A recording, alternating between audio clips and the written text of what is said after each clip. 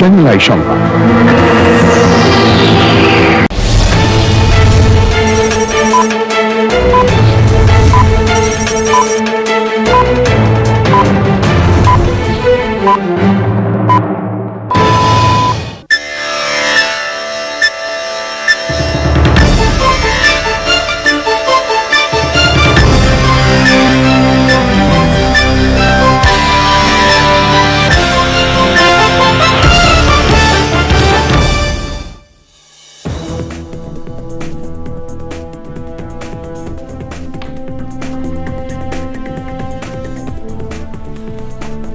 আসসালামু আলাইকুম। Channel I সংবাদে আপনাদের সবাইকে আমন্ত্রণ জানাচ্ছি আমি আল আভি জাহান। বিস্তারিত সংবাদের শুরুতেই জানিয়ে দিচ্ছি ফ্রেশ আটা ময়দা সুজি সংবাদ শিরোনামগুলো। পঞ্চদশ সংশোধনীতে তত্ত্বাবধায়ক সরকার বাতিল, হাইকোর্টে অবৈধ ঘোষণা, সংবিধানের মূল কাঠামো সংশোধনে ফিরছে গণভোট। G8 সম্মেলনে যোগ দিতে মিশরের পথে প্রধান উপদেষ্টা ডক্টর মোহাম্মদ ইউনুস। সম্মেলনে অংশ নেবেন ইরান, তুরস্ক সহ 8টি দেশের রাষ্ট্রপ্রধান। 2026 জুনের মধ্যে জাতীয় নির্বাচন নিয়ে প্রধান উপদেষ্টার ঘোষণা স্পষ্ট বলেছে প্রেস উইং। বিশ্ববিদ্যালয় কমিশন গঠনের সিদ্ধান্ত। আগামী নির্বাচন অতীতের সব নির্বাচনের চেয়ে কঠিন হবে বললেন তারেক রহমান। জনগণের আস্থা অর্জন করতে নেতাকর্মীদের নির্দেশ। এবং দ্বিতীয় টি-20তে ওয়েস্ট ইন্ডিজের বিপক্ষে ব্যাটিংয়ে বাংলাদেশ, শুরুতেই ক্যারিবীয়দের ঘূর্ণিতে কাবু টাইগাররা।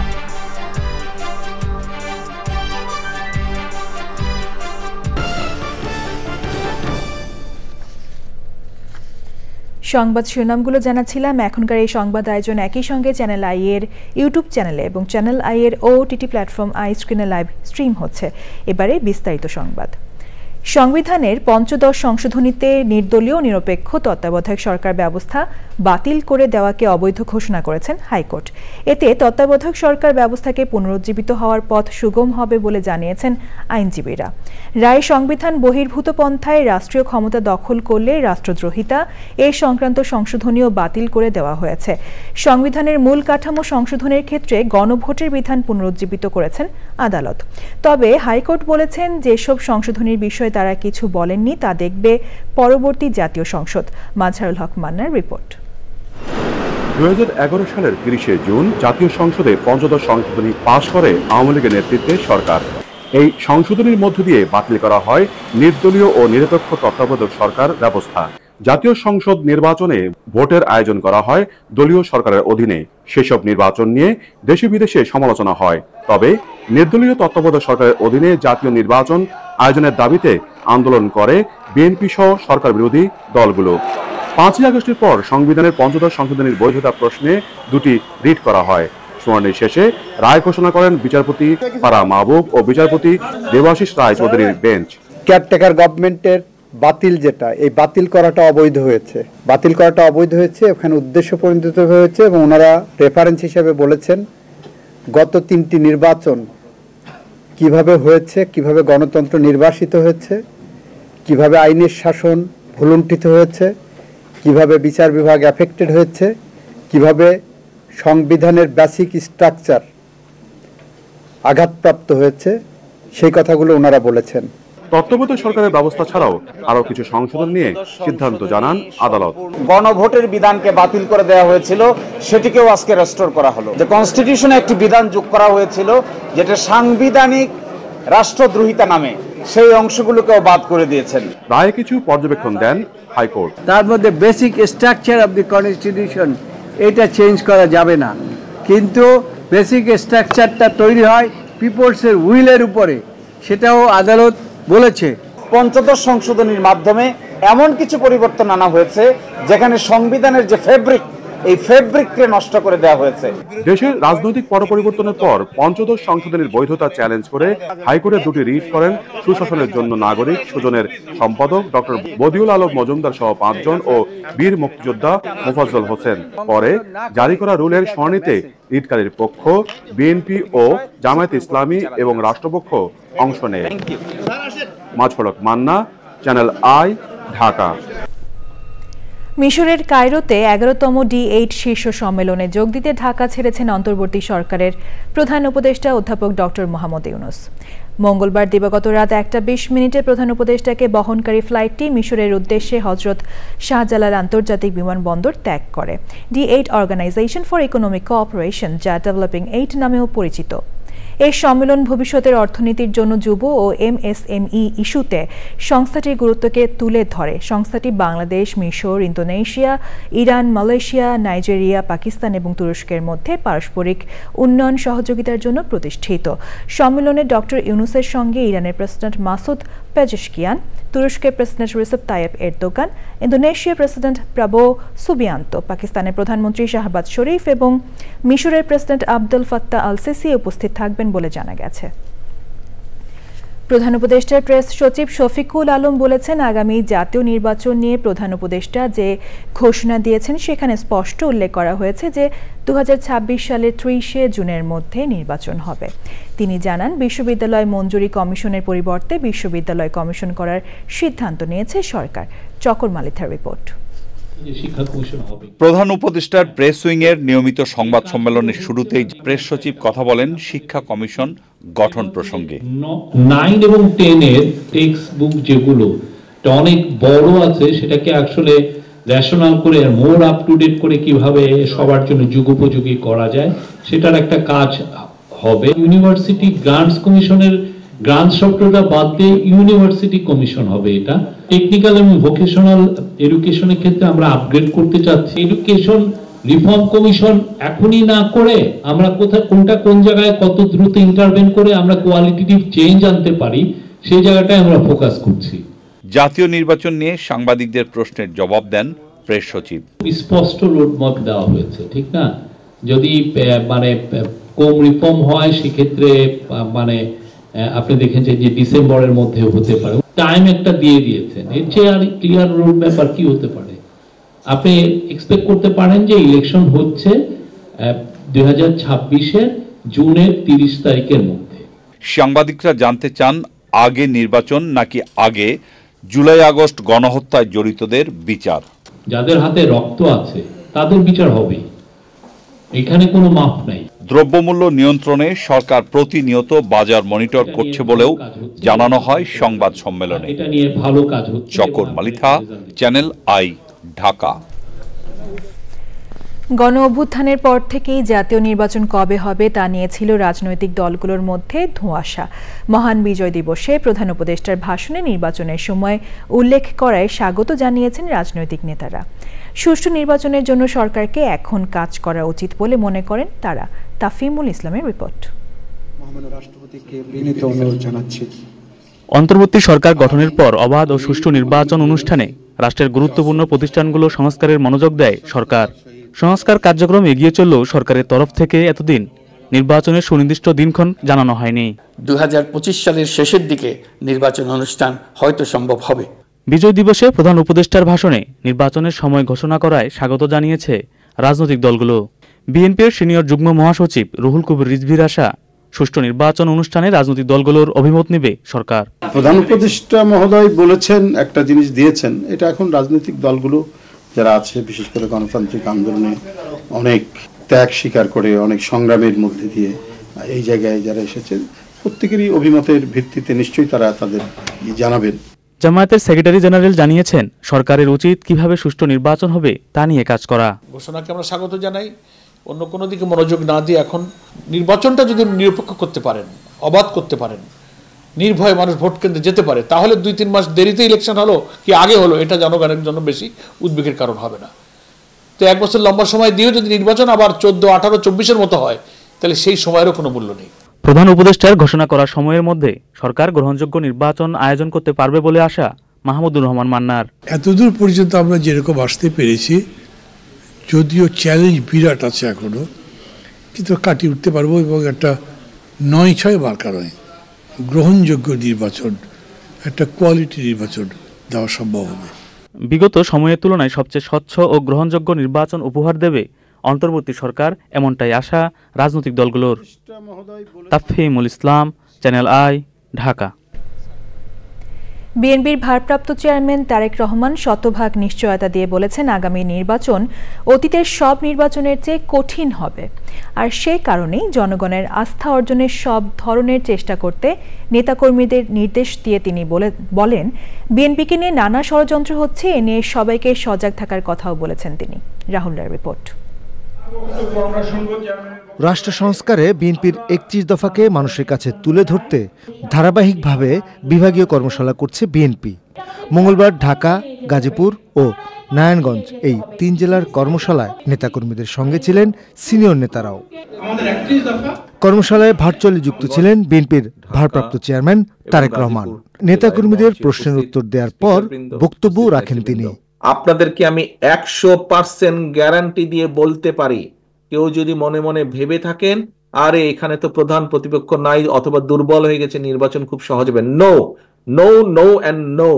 এই নির্বাচন অতীতের যে কোনো নির্বাচনের থেকে অনেক অনেক অনেক কঠিন হবে, অনেক কঠিন হবে। কাজে নিজেদেরকে সেইভাবে সহকর্মীবৃন্দ প্রস্তুত করুন, নিজেদেরকে সেভাবে প্রস্তুত করুন যে আগামীর যে কঠিন নির্বাচন সেটি জনগণের সমর্থন নেই, সেই নির্বাচনের পুল ছাড়া যাতে আমরা পার হতে পারি। কোনো ধরনের অনৈতিক কাজকে প্রশ্রয় না দিয়ে যে কোনো ষড়যন্ত্রের জন্য সবাইকে ঐক্যবদ্ধ থাকার কথা বলেছেন বিএনপির ভারপ্রাপ্ত চেয়ারম্যান।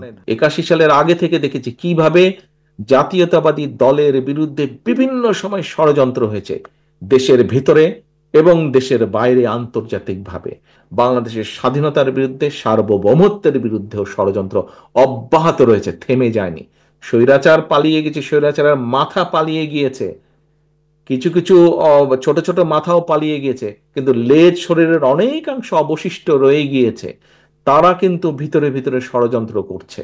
কাজে আপনাদেরকে এই ব্যাপারে অ্যালার্ট থাকতে হবে। 31 দফা মানুষের ঘরে ঘরে পৌঁছে দেওয়ার কথা বলে তারেক রহমান নেতাকর্মীদের নির্দেশ দিয়েছেন জনগণের পাশে থাকতে। জনগণের সঙ্গে থাকুন, জনগণকে সঙ্গে রাখুন। রাহুল রায়, চ্যানেল আই, ঢাকা। এবার রয়েছে Bangladesh West Indies T20 series 2024 প্রসঙ্গ।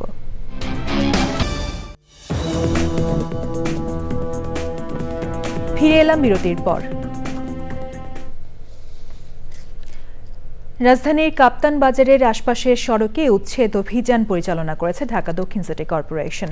নির্বাহী ম্যাজিস্ট্রেট জানিয়েছেন কেনা বাজারে মুরগি কেনা বেচায় নির্ধারিত স্থান থাকলেও ব্যবসায়ীরা মূল সড়ক ও ফুটপাত সহ আশপাশের জায়গায় মুরগির দোকান নিয়ে বসতেন। এতে ওই এলাকায় তীব্র যানজটের কারণে ভোগান্তি পোহাতে হয় নগরবাসীকে। অভিযানে 5 জন মুরগি ব্যবসায়ীকে 5,000 করে 25,000 টাকা জরিমানা এবং অবৈধ কয়েকটি দোকানের সরঞ্জাম জব্দ করা হয়। 5 আগস্টের পর সেখানে কয়েক দফা উচ্ছেদ অভিযান পরিচালনা করা হয়। অভিযানে সিটি কর্পোরেশন, পুলিশ, সেনাবাহিনী ও নিরাপদ সড়ক আন্দোলনের কর্মীরা অংশ নেন। গাজায় অব্যাহত ইসরায়েলি হামলার মধ্যে কাতারের দোহায় পুনরায় যুদ্ধবিরতির আলোচনা চলছে। এর আগে কয়েক দফা যুদ্ধবিরতির আলোচনা হলেও এবারে ইতিবাচক দিক দেখছে হামাস প্রতিনিধিরা। তারা বলছে ইসরায়েল যদি নতুন করে কোনো শর্ত না দেয় সেক্ষেত্রে গাজায় যুদ্ধবিরতিতে পৌঁছানো সম্ভব। এদিকে গাজায় ইসরায়েলি হামলায় 10 ফিলিস্তিনি নিহত হয়েছে। ফিলিস্তিনের শিক্ষা মন্ত্রণালয় বলছে গাজায় যুদ্ধ শুরু হওয়ার পর থেকে 12,799 শিক্ষার্থী নিহত হয়েছে। সিরিয়ার প্রেসিডেন্ট বাশার আল আসাদ ক্ষমতাচ্যুত হওয়ার পর ইসরায়েল একটি বাফার জোন দখল ও সিরিয়ার বিভিন্ন স্থানে সেনা মোতায়েন করেছে। এ বিষয়ে সিরিয়ার মাউন্ট হারমোনের চূড়া থেকে হিব্রু ভাষায় ভিডিও বার্তা দিয়েছে ইসরায়েলি প্রধানমন্ত্রী বেনিয়ামিন নেতানিয়াহু। তিনি বলেন ইসরায়েলি নিরাপত্তার জন্য সিরিয়ার এই অঞ্চল গুরুত্বপূর্ণ, তাই তেল আবিবের নিরাপত্তা নিশ্চিত না হওয়া পর্যন্ত এই এলাকায় সেনারা থাকবে বলে জানান তিনি। এবার রয়েছে কৃষি সংবাদ।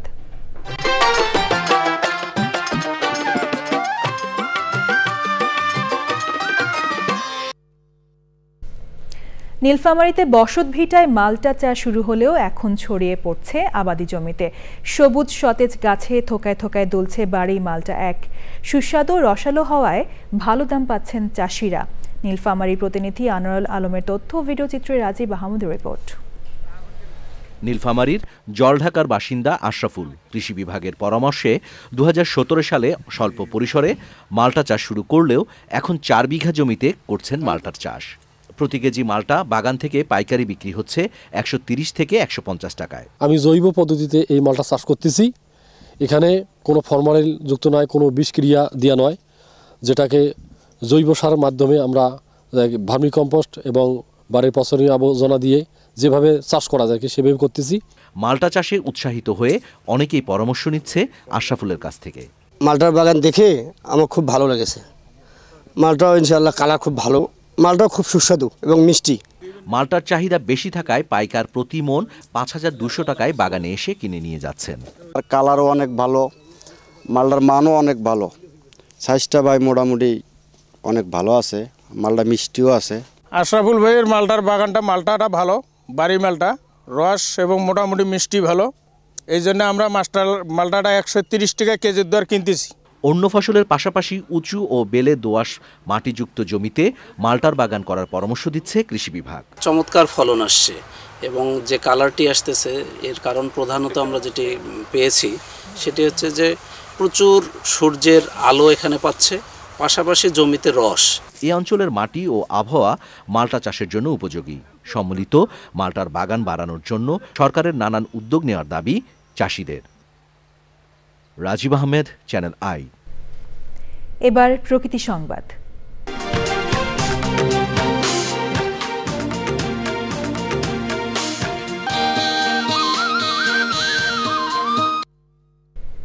দেশের নদী ও পরিবেশ রক্ষায় সাংবাদিকদের আরও জোরালো ভূমিকা রাখার আহ্বান জানিয়েছেন বিশিষ্টজনেরা। চট্টগ্রাম বিশ্ববিদ্যালয়ের হালদা রিভার রিসার্চ ল্যাবরেটরির সেমিনারে পরিবেশ সাংবাদিকতার উন্নয়নে গণমাধ্যম কর্মীদের সুযোগ সুবিধা বৃদ্ধি, প্রশিক্ষণে গুরুত্ব দেওয়ার আহ্বান জানান বক্তারা। আলিমাল রাজের রিপোর্ট। দীর্ঘদিন ধরেই হালদা নদীর প্রাকৃতিক মৎস্য প্রজনন ক্ষেত্রের উন্নয়ন ও ব্যবস্থাপনা নিয়ে গবেষণা কার্যক্রম চালিয়ে আসছে হালদা রিভার রিসার্চ ল্যাবরেটরি। পাশাপাশি গবেষক, পরিবেশ কর্মী, সাংবাদিক ও হালদা নদীর উপর নির্ভর জনগোষ্ঠীর সঙ্গে মত বিনিময় করছে প্রতিষ্ঠানটি। এরই ধারাবাহিকতায় নদী সংরক্ষণের সাংবাদিকদের ভূমিকা শীর্ষক এই সেমিনার। মূল প্রবন্ধ উপস্থাপন করেন পরিবেশ সাংবাদিক শৌমিক আহমেদ। আমাদের যে যারা এত সিনিয়র রিপোর্টার আছেন তারাও অনেক সময় কনফিউজড হন কোনটা প্রকৃতি নিউজ কোনটা নিউজ না। আবার এই সাংবাদিকগুলা যারা লোকালি কাজ করেন তারা এত অল্প টাকায় কাজ করেন যে তাদের পক্ষে যাওয়া সম্ভব না যে আমি 40 মাইল 50 মাইল দূরে একটা উপজেলায় একটা ঘটনা আছে, কোথাও নদী ভরাট হচ্ছে কিংবা দখল দূষণ আছে, তার পক্ষে এগুলো নিয়মিত ফলো আপ করাটা খুব টাফ। নদী সংরক্ষণে সাংবাদিকদের ভূমিকা নিয়ে কথা বলেন অতিথিরা। নদী সম্পর্কে জ্ঞান আহরণ করতে গেলে ঘরে বসে কিন্তু জ্ঞান আহরণ করতে পারবো না, ক্লাসরুমে বসেও জ্ঞান আহরণ করতে হবে পারবো না। আমরা নদী সম্পর্কে জ্ঞান আহরণ করতে গেলে আমাকে নদীতে যেতে হবে। Journalism itself is a tool of river conservation. Halda রক্ষায় বিভিন্ন সময় নেওয়া গণমাধ্যমের ভূমিকার প্রশংসা করেন আয়োজনের সভাপতি। নেচার কনজারভেশন এবং জার্নালিজম এই দুটা একটার সাথে অসম্ভব রকমের বন্ডিংস হিসেবে তৈরি হয়ে আছে। প্রকৃতি সংরক্ষণ বা জীববৈচিত্র্য সংরক্ষণ, নদী সংরক্ষণ কখনো জার্নালিজম ছাড়া পূর্ণতা পায় না। এখানকার স্টুডেন্টদের, শিক্ষার্থীদের মধ্যে যদি আমরা নদীর প্রতি রেসপন্সিবিলিটি তৈরি করতে পারি, নদীর চিন্তা যদি তৈরি করতে পারি, পেশাগতকরণে যখন ছড়িয়ে যাবা, তোমার মধ্যে অবশ্যই নদী সংরক্ষণের বিষয়টা প্রায়োরিটি পাবে। হালদার রিভার রিসার্চ ল্যাবরেটরি ও রিভার ক্লাব আয়োজিত সেমিনারের সহযোগী বাংলাদেশ রিভার ফাউন্ডেশন ও গ্রিন প্ল্যানেট। হালদা নদী রক্ষায় অবদান রাখায় অতিথিদের সম্মাননা জানিয়েছে আয়োজকরা। আলিমাল রাজি, চ্যানেল আই, চট্টগ্রাম। এখন দেখবেন খেলার খবর। ফ্রেশ আটা, ময়দা, সুজি সংবাদ শিরোনামগুলো জানিয়ে দিচ্ছি আরও একবার।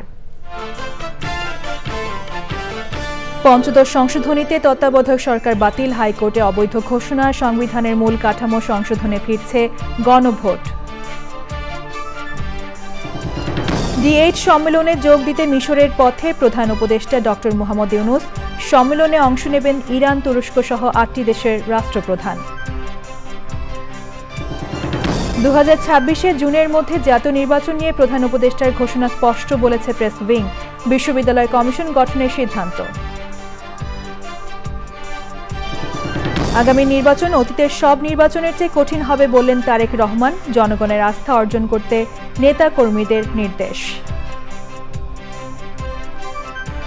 এবং দ্বিতীয় টি-20তে ওয়েস্ট ইন্ডিজের বিপক্ষে ব্যাটিংয়ে বাংলাদেশ, শুরুতেই ক্যারিবীয়দের ঘূর্ণিতে কাবু টাইগাররা।